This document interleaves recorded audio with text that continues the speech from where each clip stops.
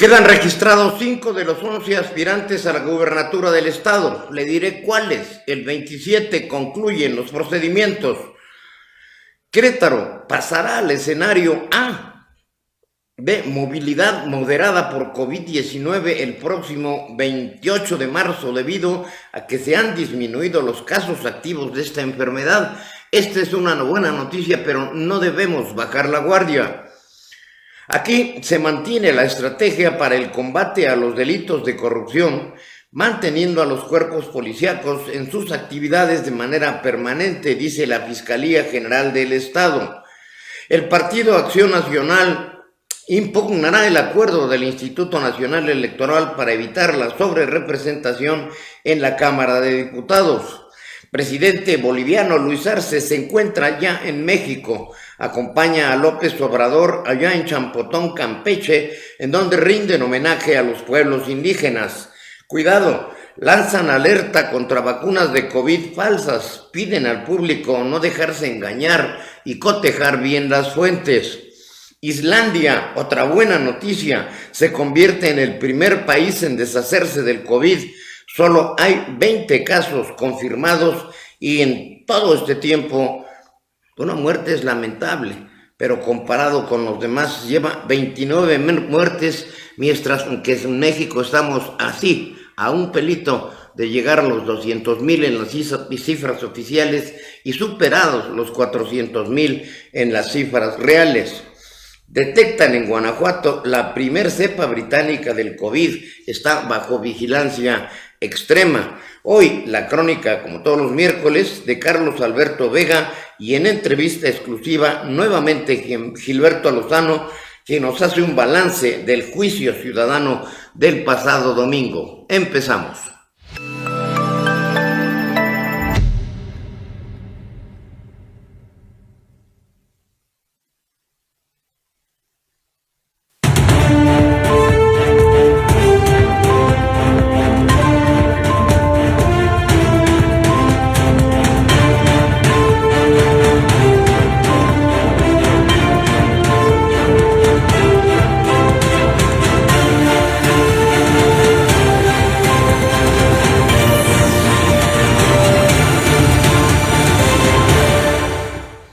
Buenas tardes, bienvenidos a la emisión 433 de Análisis Más Allá de la Noticia. Los saluda su servidor y amigo Juan Álvaro Zaragoza Lomelí para darles a conocer las noticias más relevantes generadas hasta este momento. Y sin duda hoy la noticia de que Islandia, este pequeño territorio, aun cuando sea pequeño, está prácticamente liberado del COVID, es algo que nos da luz y esperanza a toda la humanidad. Esto nos debe impulsar a que presionemos a la autoridad, porque no hay otra palabra aquí en México, para que sea más efectivo en la lucha contra el COVID. Es mayor el reclamo que exige ya la salida del doctor Hugo López Contradicciones Gatell y que se forme una comisión interdisciplinaria que atienda el problema, así como una logística muy intensa y coordinada para la aplicación de las vacunas, en donde se deje a un lado a estos servidores de la nación que solo buscan el voto y no la salud de los queretanos. Es algo de los mexicanos en general, es algo que debemos tomar muy en cuenta. Bien, hoy es santo de Agapito, de Aldemar, de Catalina y de Guillermo. Muchas felicidades a mi buen amigo, compañero periodista Guillermo González Hudson, a Catalina Sánchez Cárdenas. Bueno, de Agapito, pues conocía a don Agapito Pozo Balbás, en paz descanse, quien fuera presidente de la Suprema Corte de Justicia de la Nación, un gran queretano. En paz descanse, y no recuerdo que haya tenido un hijo que se llame igual. Bueno, a quienes se llamen de esa manera, muchas felicidades, al igual que quienes cumplen años, a todos recordándoles, aunque parezca cantaleta, uso de cubrebocas, lavarse las manos continuamente, uso de gel, guardar la debida distancia. Si puede, no salga. Tenemos que vencer a este terrible virus que lleva ya más de un año flagelándonos. con cifras que son tremendas. Es bueno saber que Islandia, les decía, es un pequeño territorio, ciertamente hay que tomarlo en cuenta, únicamente tiene 20 casos registrados de contagio que están evidentemente siendo muy bien atendidos y 29 muertes, pero lamentablemente en nuestro país, por ese pésimo manejo de la pandemia que se ha dado desde hace más de un año, por esa ineptitud y contradicción de Hugo López Gatell y esa necedad del presidente de mantenerlo ahí en ese lugar, no hace que las cosas mejoren. Todavía es tiempo y tenemos que vencer a esta pandemia.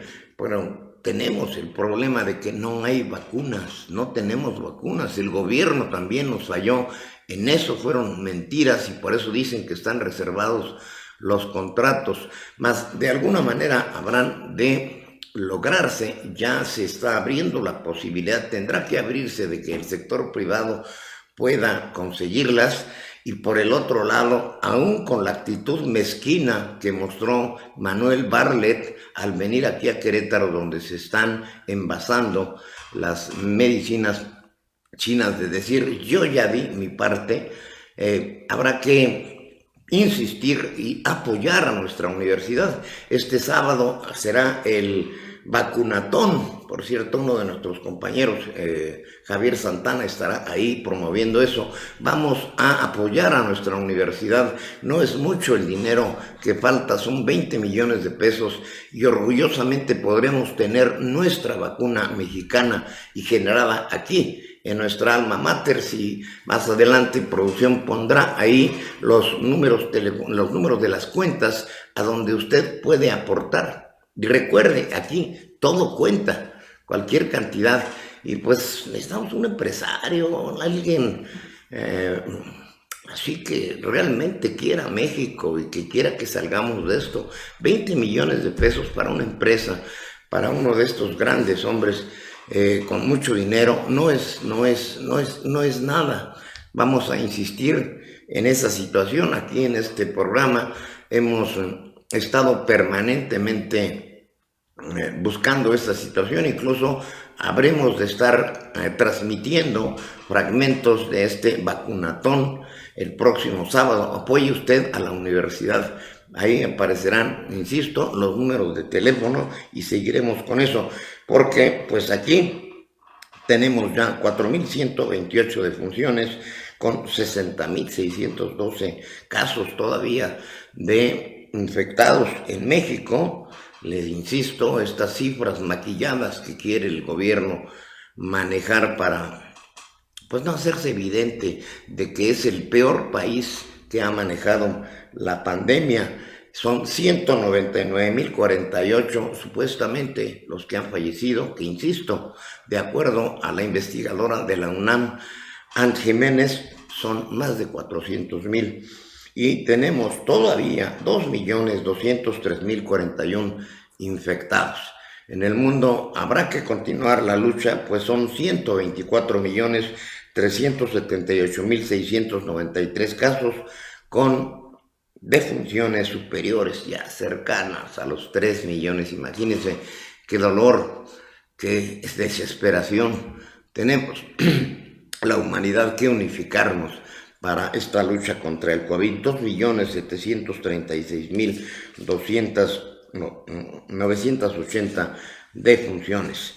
Reanimémonos, cuidémonos para vencer a este virus que ya lleva poco más de un año flagelándonos, pero si nos cuidamos y cuidadito con este periodo de Semana Santa, habrá que extremar precauciones. Bien, en lo que logramos el enlace con Gilberto Lozano, vámonos con las efemérides, el recorrido por la historia, y hoy hay mucha información muy interesante. Adelante en las efemérides, y conforme se logre si logramos de inmediato el enlace, nos lo cortamos, si no, continuamos con la información nacional e internacional, para que esté usted ya atento. Adelante.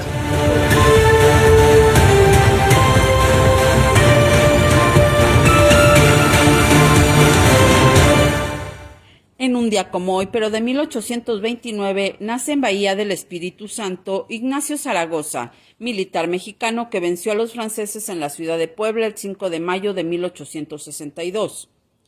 En 1867 se libra la batalla de Casablanca durante el sitio de Querétaro, ganada por los republicanos al mando del general Ramón Corona contra las tropas conservadoras del general Miramón. En 1982, un incendio destruye la Cineteca Nacional en la Ciudad de México, se pierden más de 6,000 cintas cinematográficas. En el 2009, en Chile, Farmacias Ahumada reconoce haberse coludido con otras 2 cadenas para elevar el precio de más de 200 fármacos de manera artificial. Las 3 empresas manejan por separado más del 90% del mercado de los fármacos en ese país. En el 2016, en Países Bajos, Rodavac Karadzic es condenado a 40 años de cárcel bajo acusaciones de crímenes de guerra durante la Guerra de Bosnia. Estas fueron las efemérides del día. Gracias.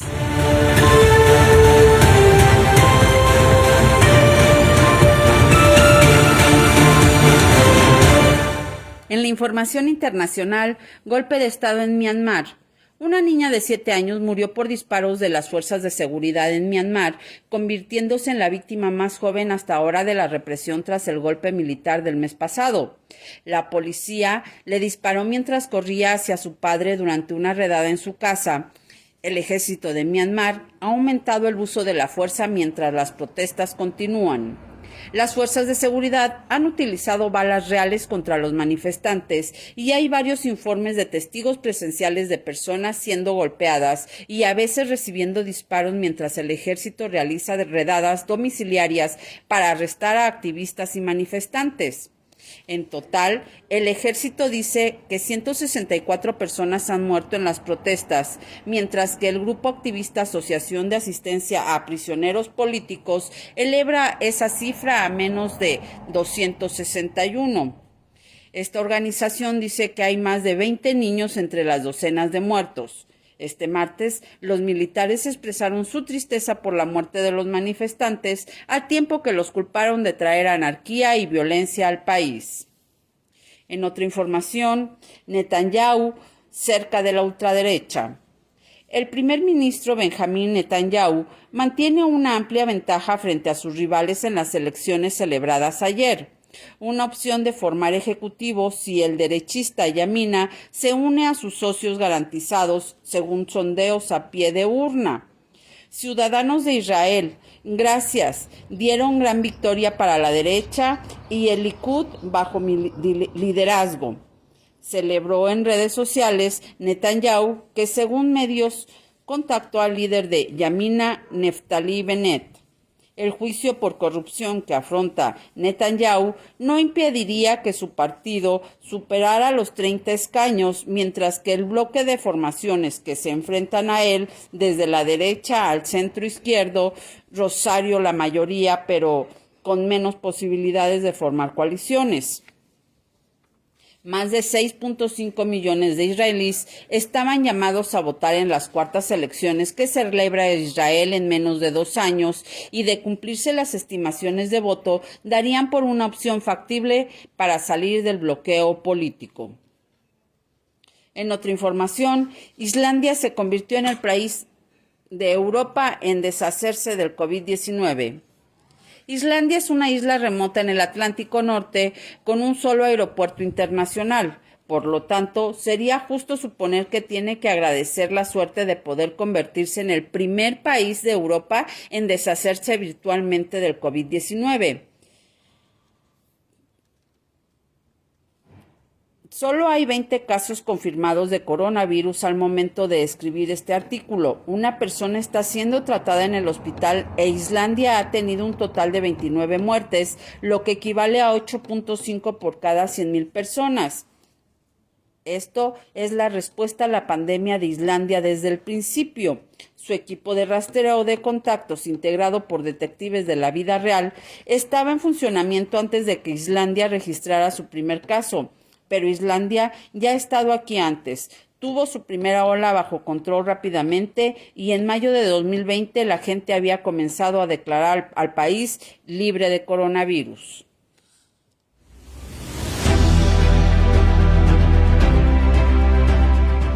Análisis más allá de la noticia crece, se fortalece a partir del 16 de marzo, martes, miércoles y jueves, de 6 a 7 de la tarde.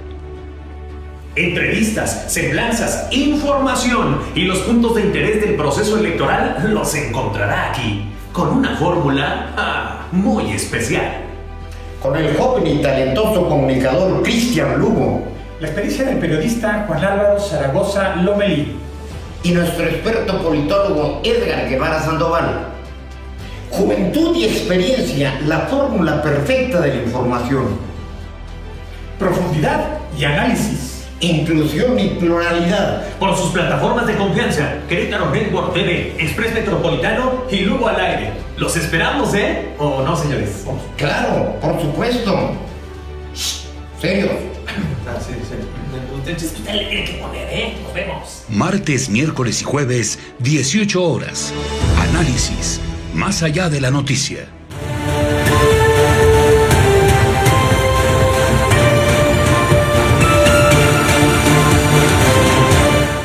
En la información nacional, Guanajuato detecta primer caso de cepa británica de coronavirus.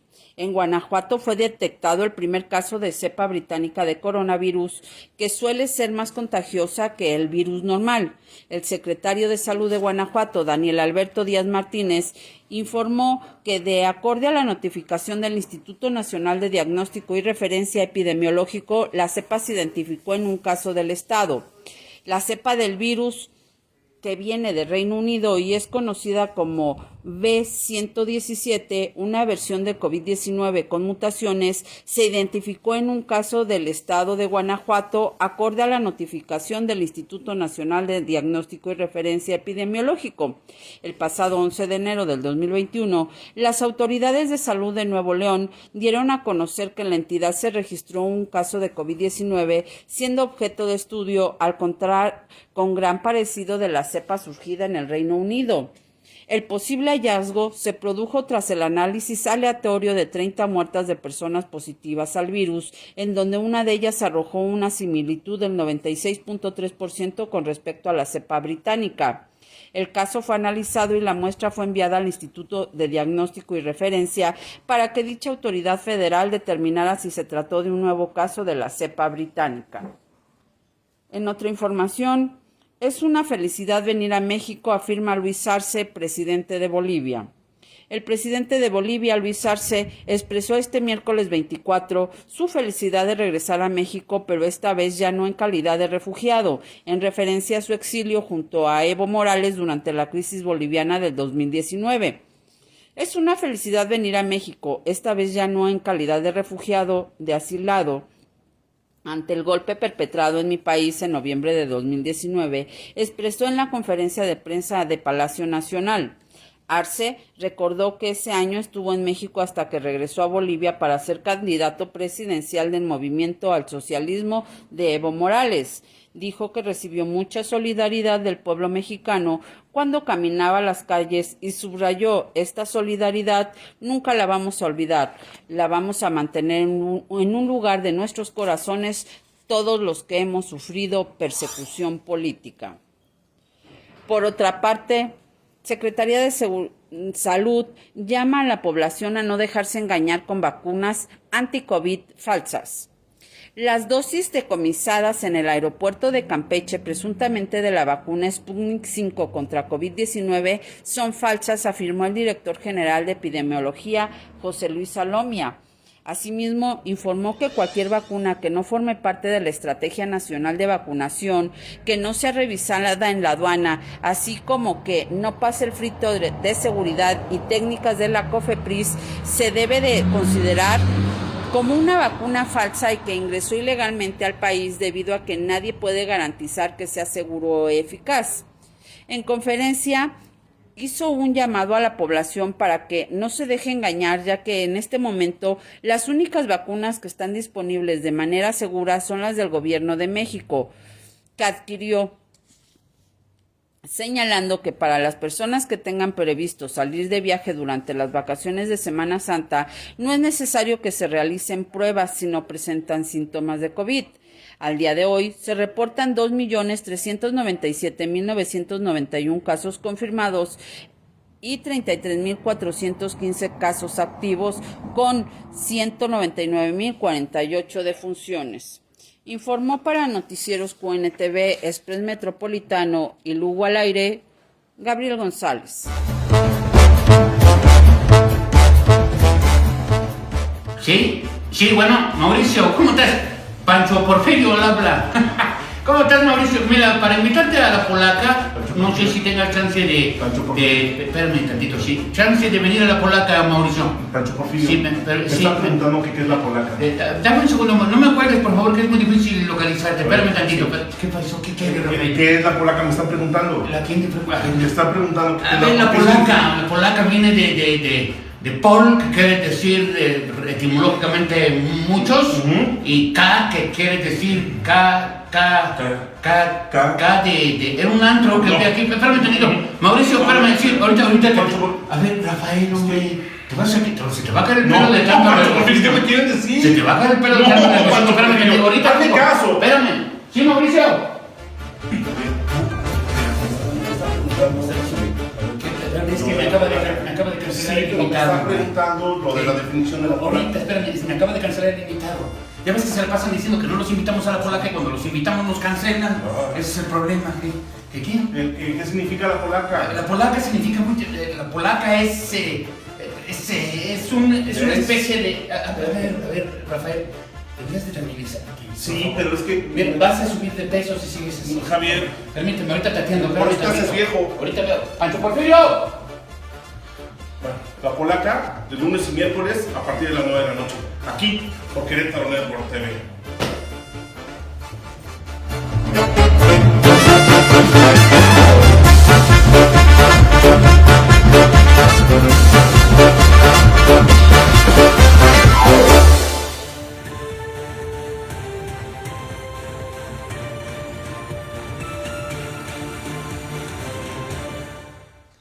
Gracias, muchas gracias por esta información tan precisa. Yo insisto, es una muestra este asunto que esta pequeña isla, Islandia, su capital Reykjavik, esté ya prácticamente fuera de esta situación. Es algo un ejemplo que debemos seguir, todo lo positivo y no hacia donde no se hacen bien las cosas. Bueno, aquí en Querétaro la situación está cada vez más candente. Ya se realizaron los registros de Abigail Arredondo, que fue la primera en registrarse el 23 de marzo a las 9 de la mañana. También lo hizo Mauricio Curi González del Partido Acción Nacional a las 3 de la tarde. A las 5 de la tarde Juan Carlos Martínez hizo lo propio ante el Instituto Electoral de Querétaro. Este 24 de marzo ya quedó inscrita oficialmente Beatriz Magdalena León Sotelo, quien también aspira a la gubernatura del estado. Raquel Ruiz de Santiago Álvarez por el Partido de la Revolución Democrática, al igual que Miguel Nava Alvarado por redes sociales progresistas.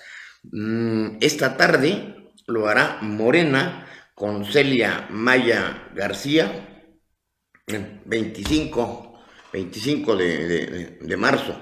Y luego seguirá el 26 de marzo María de Jesús Ibarra Silva. Usted debe recordarla, fue militante distinguida de el Partido Verde Ecologista, fue incluso diputada. Bueno, pues ahora va por el Partido Encuentro Solidario y se registra el 26 de marzo a las 9 de la mañana. Luego vendrá Katia Reséndiz a la 1 de la tarde. Y finalmente el 27 de marzo por el Partido del Trabajo lo hará Penélope Ramírez Manríquez. Así quedará cerrado los contendientes a la gubernatura del estado, que el 6 de abril oficialmente arrancan campañas, aunque, pues como ya se lo dije, todos traen a sus equipos de avanzada ahí trabajando y haciendo reuniones, etcétera, con este proceso electoral que será totalmente atípico. Hoy por la tarde, por cierto, estará justamente con nosotros María de Jesús Ibarra Silva, la aspirante a la gubernatura por el partido Encuentro Social, y lo acompaña Charly Maya, que es también su candidato a la presidencia municipal. Este programa, además solo la presentación la haré yo, estará conducido por nuestro compañero y gran comunicólogo Cristian Lugo. Recuerde, martes, miércoles y jueves ampliamos la cobertura y el tiempo precisamente para que esté usted perfectamente informado. Ya estuvieron aquí con nosotros el candidato de Fuerza Social por México, Juan Carlos Martínez Cecías, al igual que el doctor Miguel Nava, también Katia Reséndiz. Jaime estuvo ya en los micrófonos de Expreso Metropolitano, con Querétaro Network, las 3 noticias con criterio y análisis más allá de la noticia. Katia Reséndiz, que me dio muy buena impresión. Hoy por la tarde está María de Jesús Ibarra y Charly Maya. Para el miércoles próximo, porque le aviso de una vez que el Jueves Santo no habrá programa, pero el miércoles, el día anterior, estará Celia Maya González, y estamos ya empatando agendas con Abigail Arredondo del PRI, con Mauricio Curi. Esperemos que por ahí no se nos atraviese alguna persona, porque queremos tener a todos los candidatos, y ahí está la propuesta, recuérdele usted, del doctor Nava hacia todos los candidatos. Y así nos iremos con los candidatos también a presidencias municipales. Y recuerden que estuvo aquí ya Carlos Rentería, el propio Charly Maya. Vamos a hacer que el tiempo nos alcance. Tenemos ya por ahí la conexión con Gilberto Lozano. ¿Todavía no? Estamos intentándola, estamos intentándola intensamente. Desde las 3:15 habíamos quedado, pero bueno, nuestro equipo está trabajando intensamente en esa situación. Mientras le informo otra buena noticia: Querétaro va a pasar al escenario A. ¿Por qué? Porque nos hemos portado bien, porque hemos extremado cuidados y precauciones, y debemos hacerlo, debemos seguirlo haciendo. Este anuncio ya fue dado a conocer oficialmente. De acuerdo al comité correspondiente, Querétaro pasaría al escenario A, o movilidad moderada por COVID-19, el próximo 28 de marzo, día en el que ya ha iniciado el periodo vacacional correspondiente a la Semana Santa, debido a que han disminuido los casos activos de esta enfermedad, y en estos días el Comité de Salud analiza este cambio. De acuerdo con lo publicado en el índice de modulación del gobierno del estado, la meta que habían establecido para la disminución de casos activos se logró este lunes, debido a que solo hay 1,250 casos en el estado. Bueno, ese de solo habría que entrecomillarlo, ¿verdad? Pero como quiera que sea, es menor. Sin embargo, las autoridades estatales precisaron que ante la Semana Santa pudiera ser necesario proteger la meta lograda. Hasta el corte de este lunes, la entidad tenía 1,220 casos activos y una positividad del 33.6%, además de 60,439 casos acumulados y 54,096 defunciones. Al respecto, la directora de Servicios de Salud en el estado, Martina Pérez Rendón, explicó que el Comité de Salud analizará el cambio o no del escenario por COVID-19 al considerar el posible aumento de movilidad por Semana Santa. Además, argumentó que en la entidad no se busca regresar al número de casos, defunciones y hospitalizaciones por COVID-19 que se presentaron entre diciembre del 2020 y febrero del 2021. La verdad, tomemos conciencia. Está bien en las vacaciones de Semana Santa, de la Semana Mayor, pero hagamos un esfuerzo ahora para que después podamos estar mejor. Mientras se da tiempo, a ver de qué manera llegan las vacunas. Les digo que se abren esas posibilidades de que el sector privado que lo pudiera lograr, o bueno, pues aunque tenga que irse de rodillas, que haga algo bueno el presidente y Marcelo Ebrard. Por cierto, ¿qué público tenemos, eh? Hace un momento cuando hablaba de este asunto que dije que Ebrard, dije Bartlett en lugar de Ebrard, cuando vino a lo del primer embarque de vacunas. Bueno, los dos son nefastos, la verdad, y esa actitud poco sensible de Ebrard con respecto a la vacuna mexicana, la verdad, nos muestra la estatura de estos funcionarios. Pues no hay a cuál irle, ni a Ebrard, ni a Bartlett. ¿Ya tenemos la conexión? ¿Todavía no? Estamos en el proceso de conexión. Bueno, tengamos de veras cuidado, mucho cuidado. El que podamos pasar al escenario A, pues es un buen aliciente, sobre todo aquella gente que ha tenido que cerrar sus negocios, no los que pues lamentablemente quebraron, sino los que tienen que cerrar, los horarios que se tienen que dar. Querétaro está haciendo un gran esfuerzo, ya se reconoció nacionalmente, en cuanto a la reactivación de la productividad. Constantemente se están llevando a cabo ferias del empleo, no disminuye la situación de la promoción. Me está llegando a ver si nos llegan también las imágenes. En este momento un tráiler se metió a la Alameda, aquí pues estamos escasamente, no sé, a 1 kilómetro y medio. Seguramente alguna falla mecánica hizo que se fuera sobre la Alameda Hidalgo, la tradicional, clásica Alameda Hidalgo.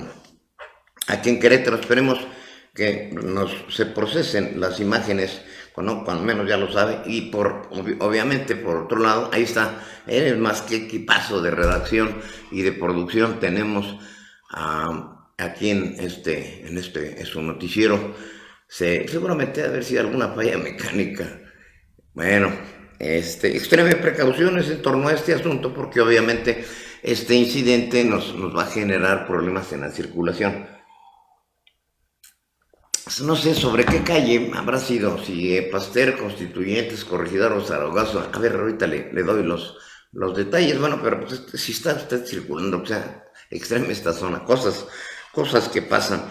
Seguimos, me dicen, trabajando con este enlace con Gilberto Lozano, que hay mucho interés, y por nuestra audiencia que nos lo ha pedido, que nos haga un balance de lo que ocurrió el domingo. O sea, ya le informamos aquí nosotros de toda esta situación, pero me interesa mucho saber el representante de este grupo Frena qué balance hace, qué actitud tiene incluso de las personas que nos siguen al movimiento de Frena y quienes obviamente están en contra de esta actividad que quiere sacar del poder a López Obrador. Frena, Frente Nacional Anti-AMLO, abiertamente. Por eso estoy aquí muy al pendiente de a ver si ya logramos eso. Bueno, mientras tanto les sigo informando aquí en Querétaro. Perdón, estaba dando la información local. El PAN va contra la representación la sobrerepresentación de la Cámara de Diputados. Acción Nacional impugnará el acuerdo del Instituto Nacional Electoral para evitar la sobrerepresentación en la Cámara de Diputados, ya que si bien se está en favor del mismo, se buscará que en la Sala Superior del Tribunal Electoral del Poder Judicial, y habrá que tener mucho cuidado ahí con este organismo, se avance aún más en la materia, declaró Marco Cortés, dirigente nacional del Blanquiazul, durante la visita que hizo aquí al estado de Querétaro para el registro de Mauricio Curi González como candidato a la gubernatura. Cortés enfatizó que el acuerdo del INE quedó corto y recordó que en el 2018 Morena obtuvo el 37% de los votos y la Constitución establece que no puede haber una sobrerepresentación arriba del 8%, por lo que cuestionó que actualmente en la Cámara de Diputados el partido Morena tenga una representación superior al 57% de los diputados federales, y lo que dijo es una violación flagrante a la Constitución. Pero les vale, la verdad, y eso es lo peor. Pero yo insisto, en el pecado van a llevar la penitencia. Toda esta serie de errores, estas violaciones a la Constitución, estos excesos, se van a revertir con el tiempo, porque no puede nada que vaya en contra de la Constitución y de los ciudadanos, lo que queremos. ¿Ya está Gilberto? Bueno, adelante, Gilberto. ¿Quién es? A ver, estamos en la conexión. Gilberto Lozano. Hola, Juan Álvaro, qué gusto saludarte. ¿Cómo estás? Oye, estamos batallando con la conexión, pero ya estamos aquí y tenemos poco tiempo. Gilberto, ¿qué sabor te queda de este movimiento del domingo? Y creo que todavía falta mucho para lograr esa masa crítica de la que hablas para sacar a López Obrador del Palacio Nacional. Así es, Juan Álvaro. Mira, un saludo a tu audiencia, la gente Gracias. de Querétaro muy presente en el juicio, pero hay que ser realistas. No superamos el 1,000,000 de personas y en ese sentido, bueno, pues la masa crítica, como tú dices, sigue estando alejada.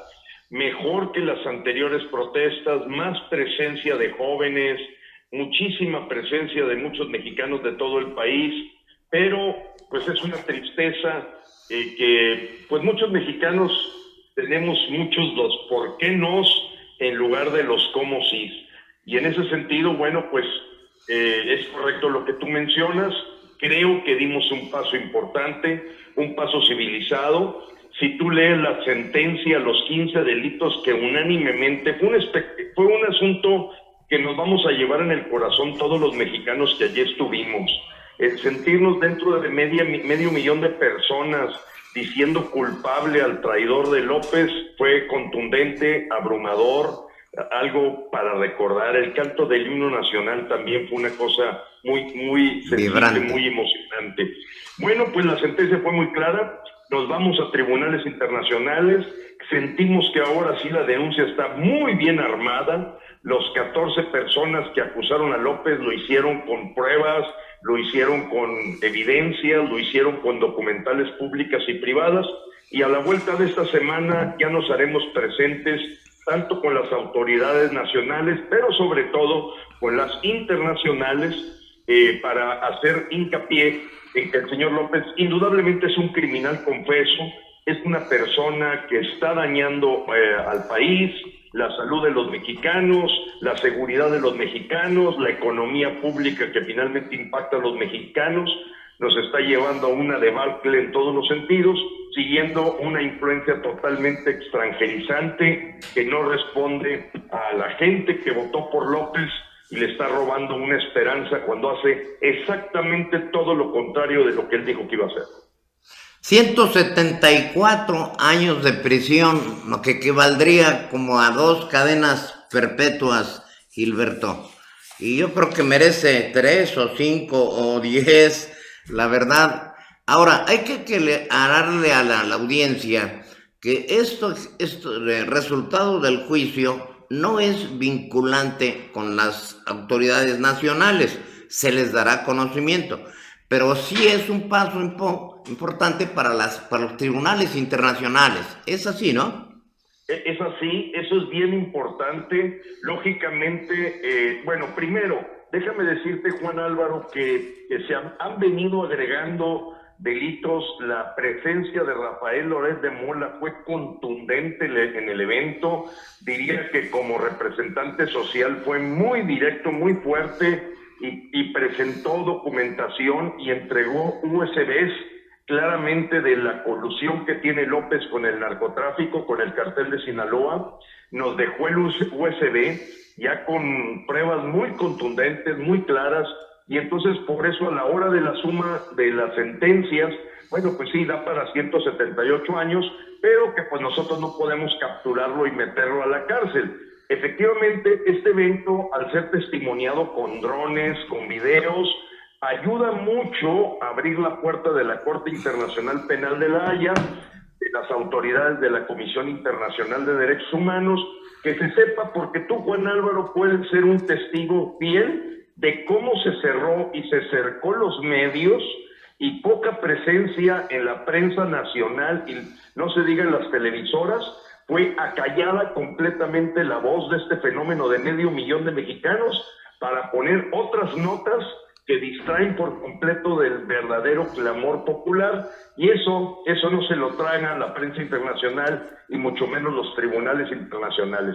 Saben que aquí hay un cerco informativo, hay una cooptación, hay una amenaza a los medios que se atrevan, y bueno, solamente logramos una portada para hacer un fenómeno tremendo, porque mira, la gente que en alguna ocasión vivió aquella expresión y discurso de Colosio, decían que esto era 5 veces más de gente, y de gente que no tiene que ver nada con partidos políticos, ni con la propuesta de un candidato, ni con un acarreo de tipo político. Es ciudadanía, y es inédito en México lo que pasó el domingo, y entonces te hacen la pregunta, ¿cómo es posible que la prensa nacional no haya dejado el registro de los hechos? No estamos diciendo que aplaudan, no estamos diciendo que aprueben, simplemente cuáles fueron los hechos. No, prefirieron tomarle ahí fotos a 20 gentes que andaban en bicicleta o una señora que se quiere cruzar ahí el río allá en Tapachula, pero esto lo trataron de ocultar y hubo una orquestación muy claramente desde el Palacio del Lecumberrio Nacional para que no se escuchara lo que pasó en la Ciudad de México, que como te digo es sin precedente. Bueno, efectivamente, mira, sabemos que ya están contratados muchos de los medios nacionales. Me llamó la atención, Reporte Índigo sí lo estuvo informando. De lo que comentas, Rafael, el papá de Loret de Mola, es un hombre bien documentado. Hay que leer todos sus libros.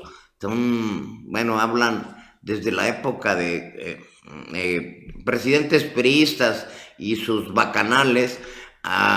Está muy bien documentado con el asunto de la liga del gobierno con el narcotráfico, y pues yo recomiendo que incluso lo lean porque tiene un portal en el que constantemente está hablando de este asunto.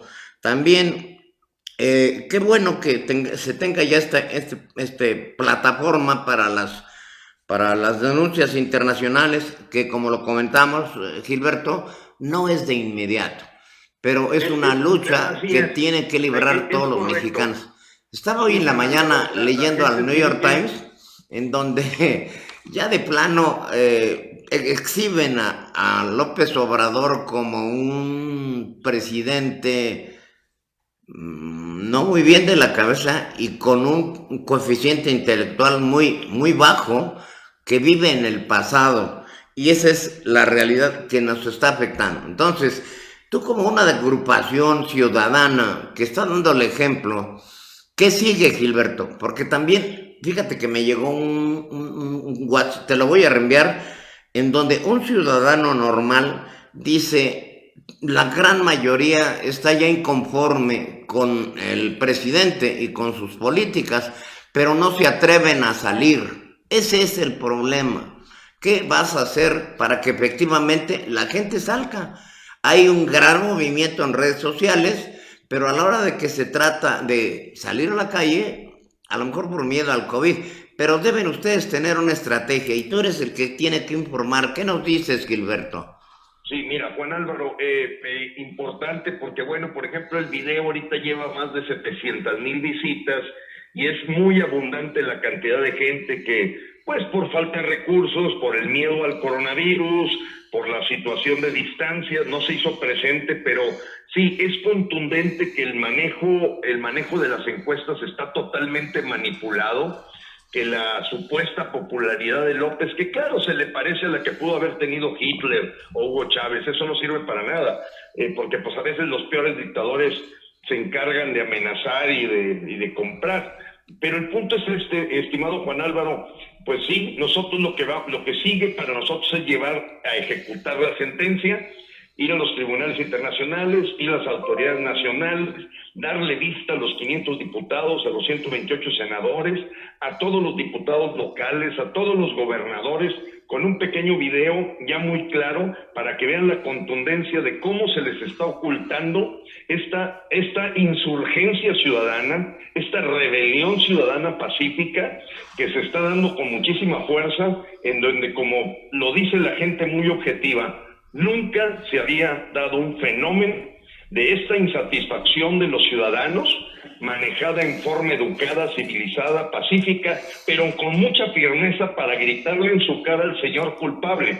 Y como tú bien lo dices, Rafael Loret de Mola es un hombre autor de más de 34 libros, es imposible que alguien diga que no ha sido un crítico fuerte de los gobiernos, de todo tipo de colores, pero debo decirte que los otros 13 representantes sociales, si bien no tan conocidos como Rafael, hicieron una tarea muy contundente, muy profesional, muy seria, para que realmente esta denuncia vaya bien formada y no solamente con aspectos de simpatía o antipatía, sino fundamentada en hechos, datos, pruebas documentales públicas y privadas que se van a ir en no menos de 7 días a todas estas instancias, además de que vamos a seguir, porque pues hay un fuerte efervescencia de que le hagamos juicio ciudadano al partido de Morena también.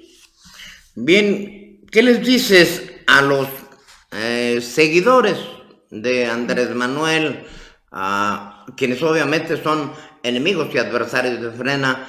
¿Qué les dices? Porque obviamente es toda su granja de bots, es su ejército, encabezado por Pigmenio Ibarra. Mira, Juan Álvaro, ¿qué les dices? Juan Álvaro, la verdad es que la mayoría no son gente de carne y hueso. Muchos de ellos son mexicanos que por hambre han tenido que estar defendiendo a quien les da 3,000 pesitos, un chesco, un refresco. Ahí no está el tema, fíjate, para Frena el tema son la gente verdaderamente de carne y hueso. Y esa gente de carne y hueso, nada como verla a la cara, estar cerca de ellos y decir, estos son los hechos. O sea, no es lo que diga el Mañanero López, esto es la verdad. La verdad es que tenemos un récord de violencia, un récord de muerte por problemas de salud, el peor país para manejar el coronavirus. Y la gente de carne y hueso que tiene algo de conciencia, evidentemente da el paso, si tú quieres, no de ser un adversario de López, pero ya caer en cuenta de que han sido engañados, les aplicaron un cuatrote. Pero la verdad es que en redes sociales son tantas las cuentas falsas que nosotros simplemente las bloqueamos y las quitamos porque son la misma palabrería, son centroamericanos que ni siquiera usan nuestro lenguaje, normalmente escriben con los pies, tienen muy mala ortografía y simplemente cumplen pues una tarea de tratar de manipular la opinión que hay en realidad en México de López. Hoy López no se puede parar en ningún lado, ni en propio Tabasco. López es repudiado y ya ven lo que le acaba de pasar en Oaxaca y ya la verdad es que pronto no va a poder salir de su prisión. Su propio muro, o como lo pusieron Loret de Mola y Broso con su jaula, ¿no? Bien. Así es, Juan Álvaro. Y bueno, mira, estos fenómenos, yo en alguna ocasión te platicaba para la gente venezolana, ecuatoriana, boliviana, que salieron de su país para salvarse, sobrevivir, nos dicen que no hay duda, nos llevan a ser la Venezuela del Norte. Pero ahí es donde hay un punto medular. Cuando tú les preguntas si creen que tenga todavía salvación México, la mitad de ellos dicen que sí, si los mexicanos salimos a la calle. Y hay otra mitad que dice, no, voy a tener ahora que cambiar por segunda vez de país, los empresarios están demasiado cobardes, y a la gente yo lo que le digo, pero a los seguidores que tienen que salvar a la patria, que le podemos tener miedo al coronavirus, le podemos tener miedo a tener que gastar en hacernos presentes, pero a lo que hay que tenerle terror es heredarle un México tipo Venezuela a nuestros hijos y nietos. Ahí sí hay que tener terror. Claro, hay que luchar por nuestra patria, por nuestros hijos, nuestros nietos. Gilberto, te agradezco la comunicación. Vamos a continuar periódicamente hablando con nosotros e informando. Y muchas gracias. Y a los mexicanos, pues como dice el himno nacional, al grito de guerra. Una guerra Señor Juan civilizada. Álvaro, muchas gracias por tu espacio. Muchas gracias por tu espacio. Siempre esta independencia la he admirado del programa de ustedes, y creo que eso es lo que también ventila la realidad de lo que tenemos que hacer mexicanos, porque aquel que se quede en silencio o coopta la posibilidad de que se expresen las ideas simplemente es un cómplice de esta dictadura ya confirmada por todo lo que hace el señor López. Gracias, Juan Álvaro, un abrazo y un abrazo para toda tu audiencia. Muchas gracias a Gilberto Lozano por recibirnos esta llamada que fue un poquito difícil lograrla, pero ya estamos. Miren, me dicen que el tráiler lo venía persiguiendo la policía en Corregidora, y al llegar a Constituyentes perdió el control y se fue contra la Alameda. O sea, era una persecución policíaca, no fue un accidente. Quién sabe qué traería el tráiler, ya ve. Bueno, yo creo que seguramente nuestro compañero Javier García Santana le dará detalles en el noticiero de la noche. Por lo pronto aquí le consignamos este asunto. Vamos a los deportes para prácticamente cerrar el noticiero. Vamos a pedirle a nuestro cronista que mañana nos hable. Le pido a redacción deportes, y vamos a la parte final del noticiero. Gracias.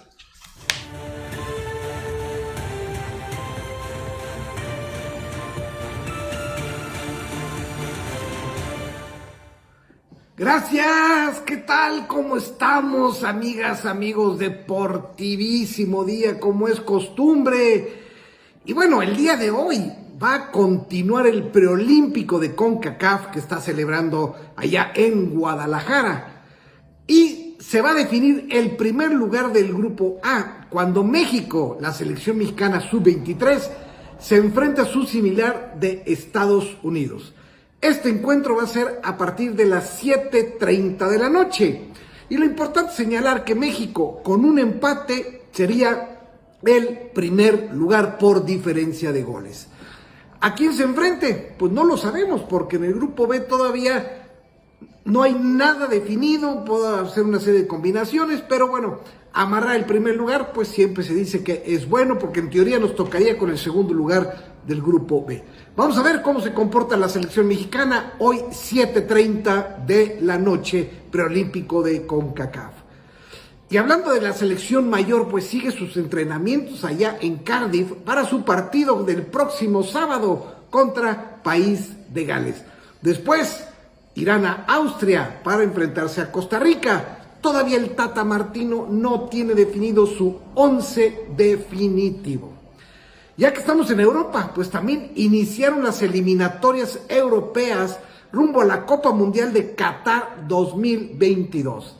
Entra en acción, pues Turquía, Francia, Portugal, Bélgica, bueno, en fin, todas las selecciones tendrán actividad, Italia, etcétera. Podrían hasta 3 partidos en esta semana de eliminatorias, van un poquito retrasados. El Mundial de Qatar pues ya se acerca para el 22 del año, el 2022, el año próximo, a finales de año. Entonces, bueno, hay muchos partidos por disputar.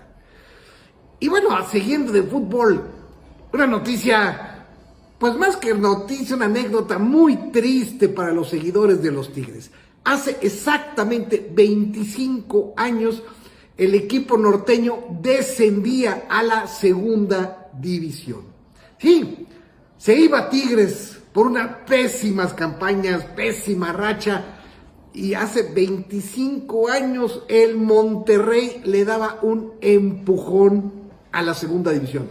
Había calificado a la liguilla, en ese momento Tigres jugaba la liguilla porque no estaba reglamentado, pero bueno, finalmente primero vence a León, después Necaxa lo elimina de la liguilla y lo manda a la segunda.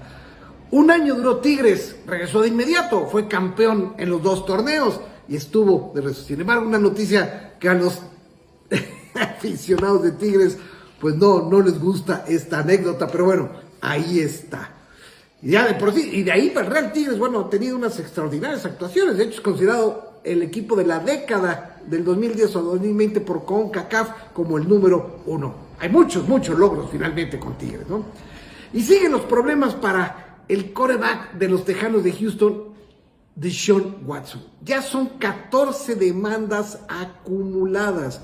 Todas estas, bueno, pues la demanda dicen que se mostró descubierto porque tocaba a las muchachas o las besaba sin su consentimiento. La NFL ya está investigando, seguramente Deshaun Watson será suspendido en lo que se sigue todo este proceso y el abogado ha finalmente declarado que carecen de fundamento. 14 demandas acumuladas, complicado para Deshaun Watson. Y Renata Zarazúa, mexicana tenista, que el año pasado tuvo una gran actuación en Acapulco, bueno, calificó a su primer Masters 1000 en Miami. ¿Qué hizo? Bueno, un poquito de suerte, ustedes quieren, porque la eslovaca Kuzmova se retiró por lesión. Renata iba ganando 6-3 y 1-0 y se retira ayer la eslovaca y califica a su primer Master 1000. Ya jugó hoy y gana su primer partido a la japonesa Ibino en 3 sets. Muy bien por Renata, porque por aquí, rankeada el número 147, pues puede, por así, ascender en este ranking y también acceder a los Grand Slams sin tantas complicaciones, partidos previos, etcétera. Dependerá mucho donde quede rankeada. Felicidades a Renata. Amigas, amigos, lo que tenemos al momento en la información deportiva. Gracias. Regresamos. Gracias.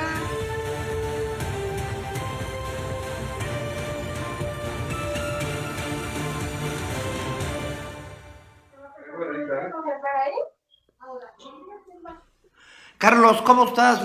Buenas tardes. Producción me concedió unos minutos más, lo cual agradezco infinitamente. Ya saben que el tiempo en la televisión vale oro, pero no podemos dejarte fuera con esta colaboración que ha tenido un gran interés, estimado Carlos. Nos vas a hablar sobre la esposa de Benito Juárez, esta mujer que ha sido poco explorada. Yo tengo mis puntos de vista particulares sobre Benito Juárez, pero bueno, vas a hablar de su esposa Margarita Maza. Adelante, mi estimado Carlos. Hola, muy buenas tardes, licenciado. Pues bueno, ya aquí con mi participación, efectivamente no voy a dejar pasar el mes de Juárez para hablar algo relacionado con él. Si gustas en otra colaboración, por ahí hablamos de algunas cosas, algunos detalles de don Benito Juárez. Correcto. Pero en esta ocasión vamos a hablar de doña Margarita Eustaquia Maza Parada, una mujer excepcional. Benito sentía su cuerpo temblar.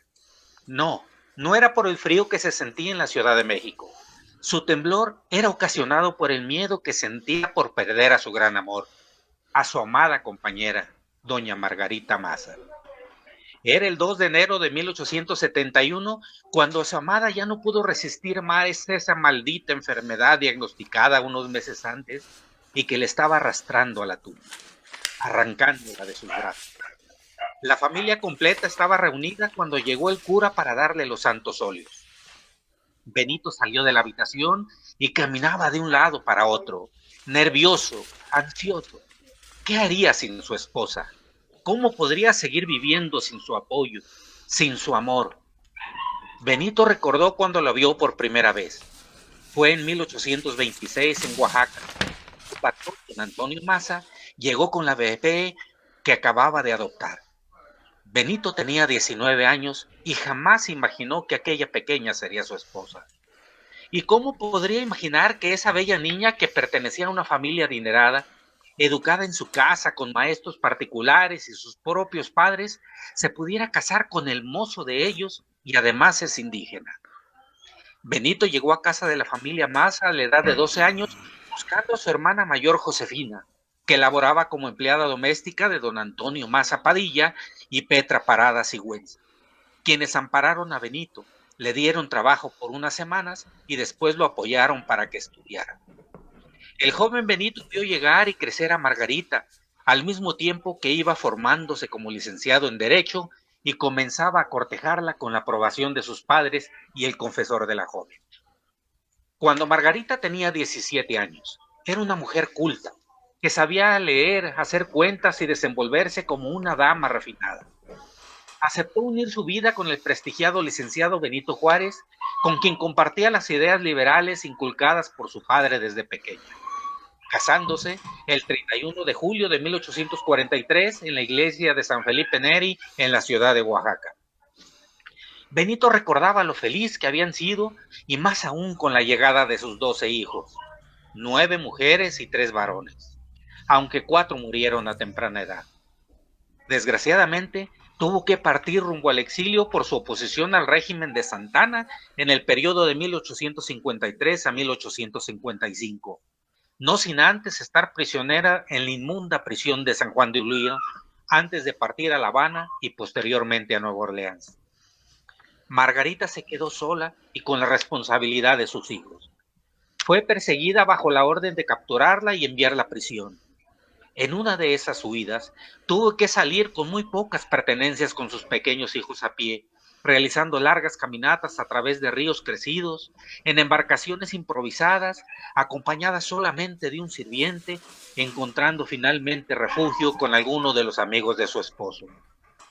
Para ayudar a la economía familiar e incluso mandarle algo de dinero a Benito, vendió gorros tejidos para niños pequeños y ropa elaborada por ella misma. Más tarde, en Etla, Oaxaca, puso una pequeña tienda de abarrotes. Durante la intervención francesa, Margarita partió a Estados Unidos, residiendo en la ciudad de Nueva York, donde también trabajó y soportó la muerte de 2 de sus hijos a causa del frío. Durante todo ese tiempo, Margarita y Benito se mandaron por correo hermosas cartas llenas de frases de amor y de consejos.